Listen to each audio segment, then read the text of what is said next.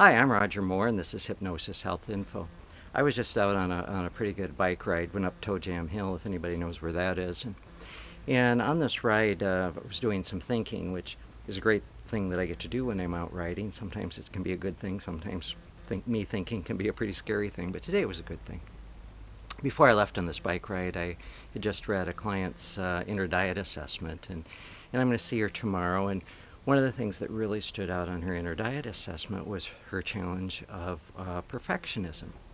Now, this lady is a nurse, and one of her skills, one of her strengths, is perfectionism.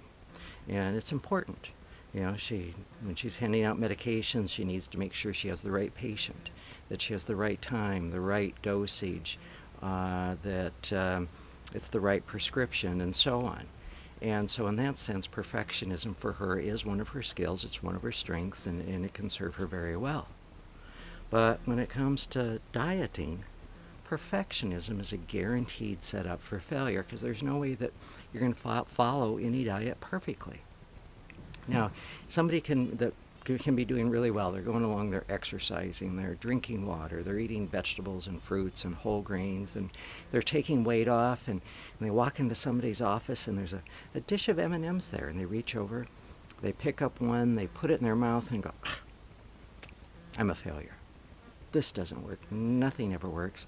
And they bag the whole program, they eat all the M&Ms, they go buy Ben & Jerry's, they go to McDonald's, it's all over for them. Perfectionism and dieting just don't go together.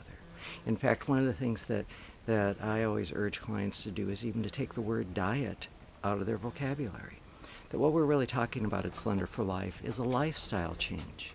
That you're changing how you eat for the rest of your life. Because the goal isn't just to get your goal weight.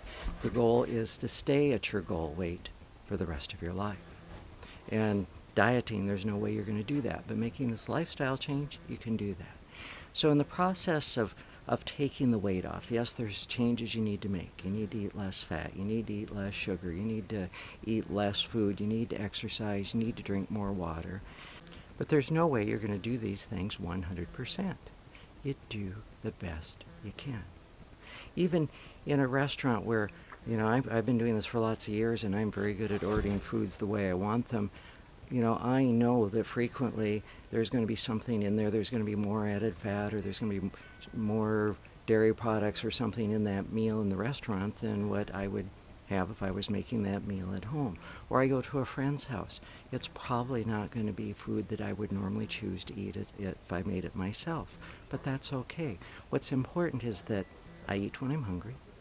I eat slowly, I eat consciously, and stop eating when I have enough fuel in my body. I don't have to clean my plate, I don't have to go back for seconds and thirds. So when you're losing weight, you want to approach this from a place of compassion, a place of grace, a place of self-forgiveness. You do the best you can. You make conscious choices, conscious decisions, and you know, it's like a little kid. You know, they're learning how to walk, and they're standing there and they forget what they're doing, and they take a step out and then they fall down. Well, if they gave up, they'd never learn to walk. It's a series of standing up and falling down and taking a step or two and then 3 steps, and pretty soon they're off and running. They're still going to trip and fall. You're not going to diet perfectly. You do the best you can. You fall down, you get back up. Don't worry, there's no cheating, there's no sinning, there's no slipping, there's no falling off the wagon. You do the best you can, you dust yourself off, you get back on track, and move on towards your goal. Well, I was in hopes by standing here next to the butterfly bush today that there'd be some butterflies or perhaps even some hummingbirds.